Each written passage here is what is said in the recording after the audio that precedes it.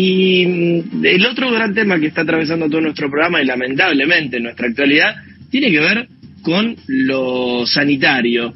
Y lógicamente el foco está puesto en el AMBA. Por eso nos vamos a meter con otra nota importante, en este caso con Enio García, que también siempre tiene la amabilidad de atendernos. Es el jefe de gabinete del Ministerio de Salud de la provincia de Buenos Aires, la más grande de nuestro país y por la más grande, por supuesto, una de las más afectadas con los números del coronavirus. Enio, Nacho Girón y equipo por acá, muy buenos días. Buen día, Nacho, ¿cómo estás? Bien, gracias como siempre. A ver, decíamos hace un ratito en este programa que lógicamente parte de todo lo que está pasando con sus restricciones, también con sus polémicas, tiene que ver con este dato que me quedaba y que es que en apenas 2 semanas crecieron 89% los contagios de coronavirus a nivel nacional y obviamente cuando hace foco en el famoso AMBA, en la ciudad y en tu área, en la provincia, los contagios son muchísimos. Te quiero pedir tu lectura de lo que está pasando y si efectivamente crees que un par de semanas de restricciones pueden ayudar a mejorar la situación, Enio. Sí. La verdad que lo que está pasando es algo inédito en el contexto de la pandemia. Nosotros el año pasado, cuando empezó esa pandemia, teníamos un sistema de salud bastante débil como para enfrentarlo. ¿Y por qué digo? Porque veíamos lo que pasaba en Europa, ¿no? Los sistemas de salud en Europa colapsando. Europa, la mayoría de los países, una gran parte de los países, hizo una reforma en el posguerra de la seguridad social, donde entró también el tema de los sistemas de salud. La verdad que cuando estudiamos el tema de sistemas de salud, usamos muchos de los sistemas europeos como modelo, como ejemplo de acceso, de calidad, y veíamos que caían como nada en el contexto de la pandemia. Entonces, el año pasado se hizo esa cuarentena más dura, más estricta, si se quiere, porque necesitamos crecer el sistema de salud. Y la verdad que creció. Nosotros en la provincia, por ejemplo, en términos de camas públicas de terapia, salimos de cerca de 880 a casi 2.200 camas, prácticamente triplicamos, ¿no? la cantidad de camas de terapia. Fíjate que en términos de laboratorios, teníamos 6 laboratorios que podían hacer biología molecular para hacer los testeos de coronavirus. Hoy tenemos más de 80, aceitamos muchísimo el tema de los traslados, hicimos un sistema de gestión de camas para trabajar con los municipios, con los privados. La verdad que creció muchísimo y cuando empieza el verano, empieza a ceder los casos, obviamente seguimos trabajando, seguimos expandiendo y sabíamos que iba a venir una segunda ola, porque la verdad es que acá en Argentina tenemos, si se quiere, en todo ese contexto, una especie de privilegio que es trabajar con el diario El Lunes, ¿no? Veíamos lo que pasaba en el hemisferio norte y sorpresivamente también vimos lo que pasó en otros países de la región antes de que pasara acá. Nosotros en algún momento, también por las proyecciones que hacíamos, trabajamos con el Instituto del Cálculo de la UBA, con un sistema de inteligencia artificial para hacer las proyecciones. Teníamos ese crecimiento del sistema de salud. Sabíamos que íbamos a tener esa segunda ola, pero pensábamos que no iba a ser tan fuerte como fue ahora, que con el aumento de la capacidad del sistema, con todo lo que aprendimos durante un año de pandemia, íbamos a poder ir tomando decisiones como más quirúrgicas, si se quiere, ¿no? Cerrando algunas actividades nomás, en algunos lugares puntuales. Ahora, perdón, pongo solo una pequeña pausa ahí. Pensaban que la segunda ola no iba a ser tan fuerte. ¿Qué pasó? ¿Nos relajamos? ¿Hicimos algo mal? Sí, mira, me parece que es difícil explicar cuando hay tantas cosas en juego y además cuando es algo tan nuevo, ¿no? Lo que también nos queda de lección de esa pandemia es que nunca terminamos de aprender las cosas sobre ese virus, sobre cómo funciona, porque una cosa es sí, nos relajamos, en el verano tuvimos una cantidad de casos que era alta, entre 2.000 3.000 casos por día en la provincia de Buenos Aires, pero esa cantidad de casos, la verdad que por todo el aumento, todo el fortalecimiento que tuvimos del sistema de salud, la verdad que pudimos convivir con esa cantidad de casos sin mayores problemas, sin poner en riesgo el sistema de salud, sin que faltara testeos, pudimos convivir y yo creo que eso generó algún relajamiento social de manera general, ¿no? Esa convivencia con el virus durante el verano. Ese es uno de los factores, claramente. Después está el tema también del cambio de las variantes. Y ese es un gran problema, y por eso acá en Argentina también no tenemos que dejar que el virus corra suelto, ¿no? Porque esas nuevas variantes que aparecieran a través de las mutaciones, lo que vemos es que son mucho más contagiosas. Por ahí con la variante que circulaba originalmente, uno podía contagiar una persona que está infectada, no sé, 2, 3 personas en general. Hoy puede contagiar 10, 15, 20, o sea, porque son variantes que producen una carga viral muy alta, y eso lo estamos viendo en los testeos y en la secuenciación genómica que podemos hacer.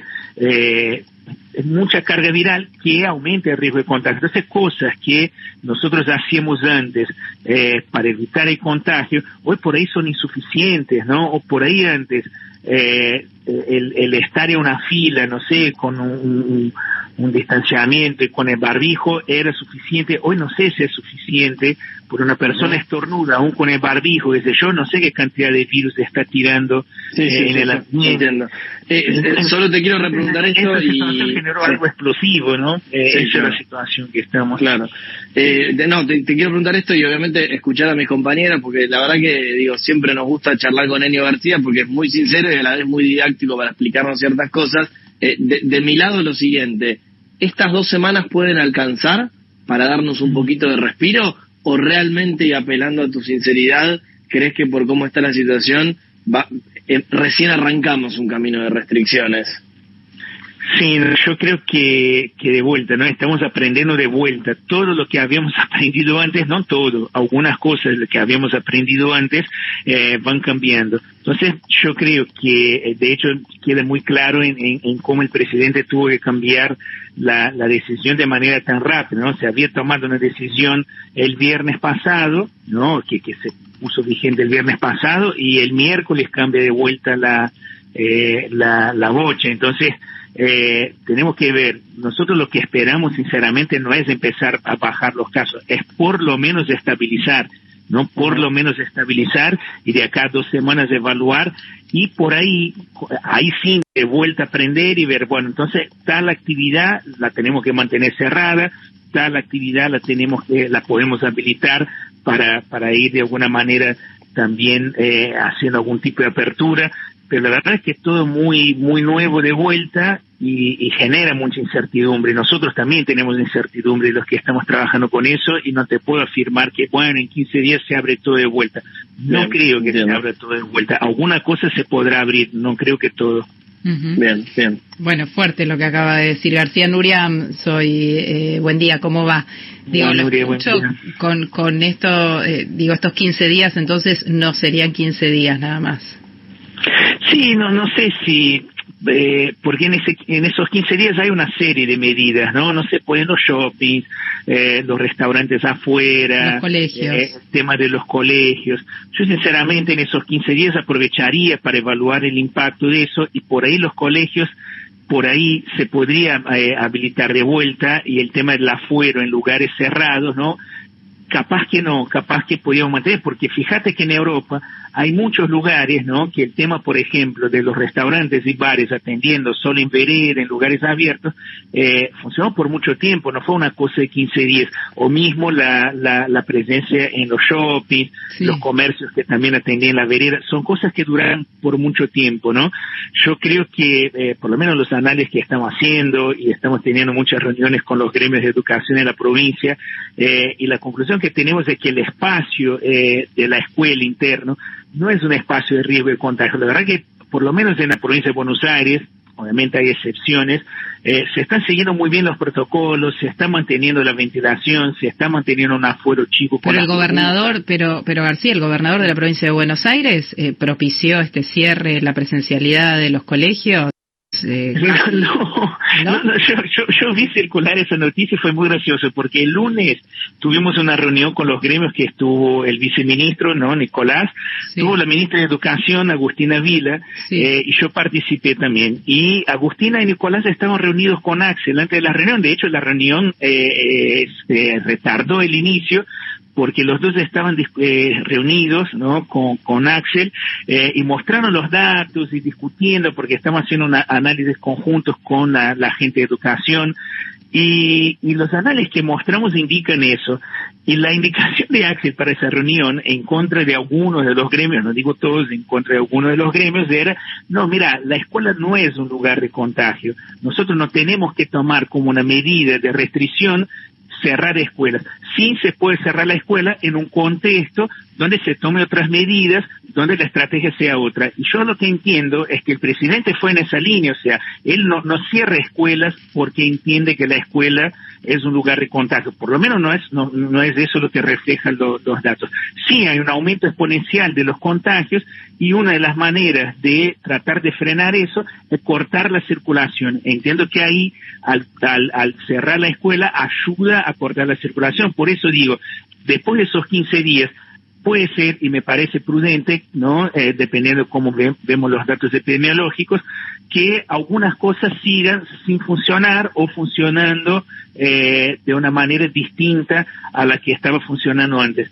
El tema de las escuelas, me parece que puede ser algo para evaluar que se vuelva a abrir, si vemos que las otras cosas realmente están teniendo impacto. Ahora, pues se puede dar una situación también que a la que no queremos, que los casos sigan subiendo aún con ese tipo de restricción, y ahí, bueno, hay que de vuelta pensar en qué hacemos, porque el sistema de salud no aguanta mucho más ese nivel de contagio. Esta semana y pasó, digo, en ese momento impactó y después pasó desapercibido, no se continuó con indagar sobre esto que dijo el ministro del Interior, Guado de Pedro, que pocas veces habla en público, lo hizo durante esta semana, y dijo que de haber mucha continuidad en lo que es los contagios en la zona del AMBA, podemos llegar a generar una cepa nueva. ¿Esto es así? Sí, mira que no es coincidencia que las variantes nuevas que producen más contagiosidad, ¿no? Mira, son Manaus, Brasil, California, ¿no? En Estados Unidos, y bueno, la Reino Unido, que no quedó vinculada a ninguna ciudad específicamente, quedó directamente vinculada al país. Son todos países que fundamentalmente durante la primera ola, pero bueno, en el caso de Brasil durante la segunda también, dejaron la cosa circular suelta, entrar en esa falsa dicotomía que nosotros vimos en otros países, vemos por los informes de los organismos multilaterales, el Banco Mundial, el Fondo Monetario, la CEPAL, ¿no? Todo lo que analizaron, la relación entre economía y salud en el contexto de la pandemia, lo que planteaban es los países que jugaban con eso de que querían priorizar la economía sobre la salud, mantenían la economía más o menos activa por un tiempo, porque la verdad que la crisis económica también es global, ¿no? La pandemia no solo produjo una crisis sanitaria, sino que social y económica. Entonces esos países mantuvieran, ¿no?, una sensación de que estaban controlando la economía.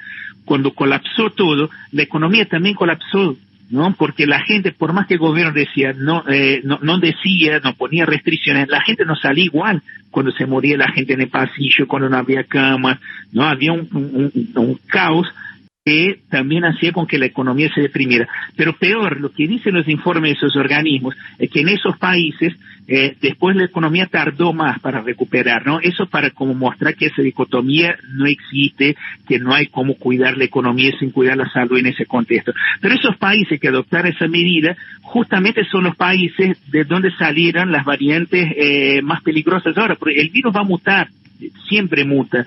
No es una novedad. Ahora, cuando vos dejas las mutaciones abiertas, ¿y qué quiero decir dejar las mutaciones abiertas? Dejar que el virus circule como nada, es más probable, y eso ya es una cuestión estadística, que salga alguna mutación que sea más peligrosa. Por eso digo que no es coincidencia que las tres principales mutaciones que nos están pegando fuerte sean de países que no tomaron medidas a tiempo para cortar la circulación del virus. Uh-huh.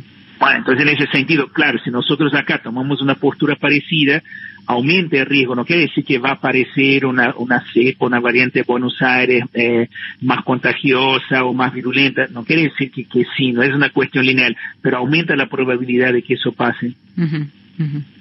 Nacho. Perdimos la conexión con Nacho.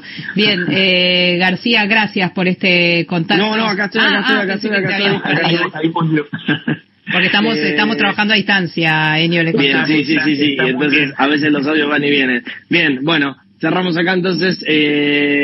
Enio García, decíamos, jefe de gabinete del Ministerio de Salud de la provincia de Buenos Aires. Siempre interesante hablar porque nos ayuda también a entender algunas cuestiones. Te mandamos un abrazo y ojalá que sea hasta la próxima. Un abrazo grande, chao, chao. Adiós. Chao, chao. 8:53 de la mañana, enseguida venimos.